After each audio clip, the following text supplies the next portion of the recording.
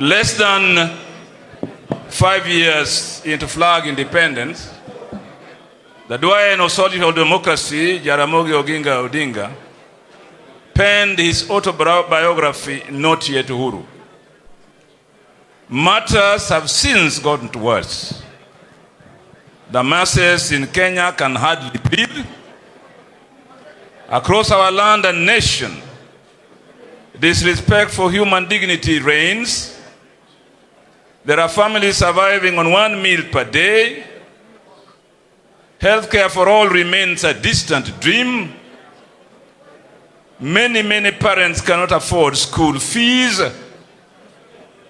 Place their hopes on charity.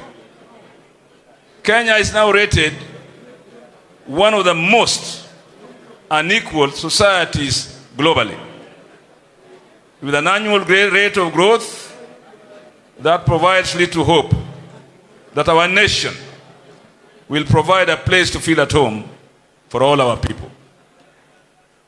Just before independence, Jaramogi told the Nyapara of colonial rule, and I quote, "Kenya is Marwa," which means Kenya is ours. Perhaps he spoke too early, for it didn't take long before Fanon's Treasure of the Earth foresight on the pitfalls of independence without a truly progressive and nationalist ruling class was demonstrated as from one country to the other in Africa through military coups. The new and productive African ruling class, who are only interested in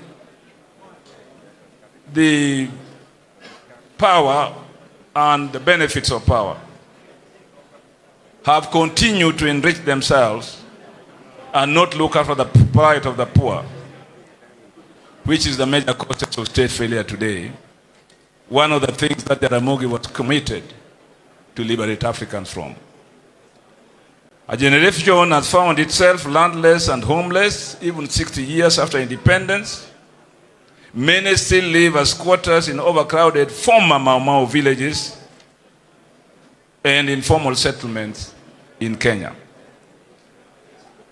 Jaramogi was earnest when he wrote his book, Not Yet Uhuru, boldly stating that, and I quote, "The struggle for independence is not just about freedom from colonialism, it's also about the struggle for economic, social, and political justice for all." He was categorical that the struggle for independence, I quote, was about improving the lives of all Kenyans. As long as there are downtrodden people in the nation of Kenya, the struggle for liberation in Kenya, as elsewhere in Africa, remains urgent and an imperative. That struggle is still urgent and imperative even today. Vice President Jaramogi Odinga witnessed it all. The scramble for post-colonial or colonial assets, the rapid transfer of public property to private hands, and the rise of an authoritarian presidential state. He saw individuals and some former nationalists troop to the seat of power in pursuit of special interests. He saw firsthand the seeds of present-day major graft planted and the disdain for the citizen displayed among the ruling class. This was not the Kenya Jaramogi had dreamt of. Certainly not. Without shame or sense of guilt, this class accumulated land at an alarming speed, driving poor peasants out of their ancestral homes when it suited them. Jaramogi faced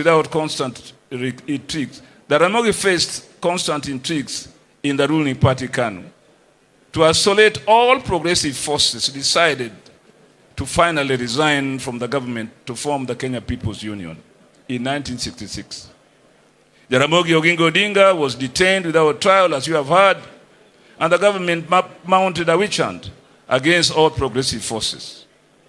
Jaramogi remained unbogable and continued the struggle for multi-party democracy, dignity and social justice up to his last breath.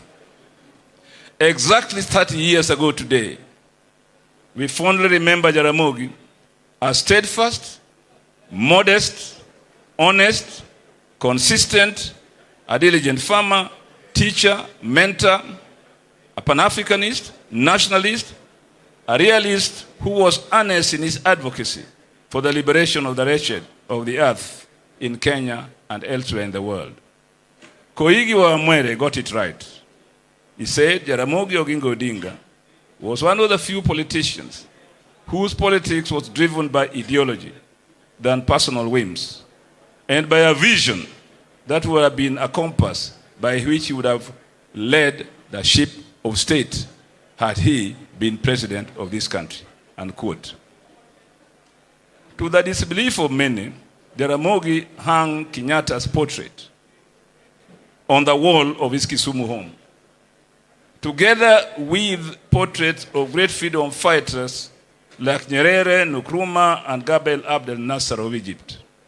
When asked why he would give Kenyatta this honor, he said, and I quote, he had no power to revise history and deny that Kenyatta fought and suffered for the freedom of Kenya. His honesty and respect for history was engraved on his walls, notwithstanding his differences with Jomo Kenyatta. Those of us who led the second liberation struggle have walked in the footsteps of Jaramogi, consistently working with his son Raila Amolo Odinga. Jaramogi lives on in the basic structure of our struggle. The Constitution respects and honors, and I quote, those who heroically struggle to bring freedom and justice to our land, unquote. Jaramogi's name and footprint is in it and remains indelible. Devolution, as enshrined in the 2010 Constitution, is a fruit of the second liberation. The preamble recognizes the aspirations of all Kenyans for a government based on the essential values of human rights, equality, freedom, democracy, social justice, and the rule of law.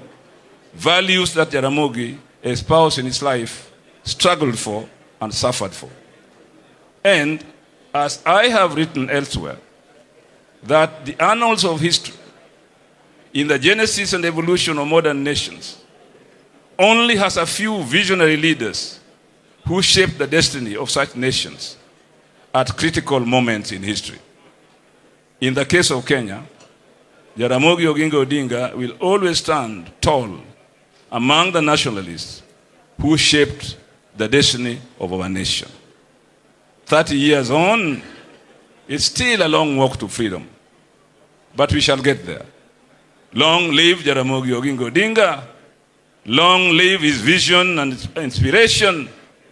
Long live his words and advice. Note it, Uhuru, Aluta, continua. I will now hand it over to my colleague and comrade, Professor Michael Chege, with whom I have worked very closely since the 1960s, not just in academy, but also in politics as well. Michael.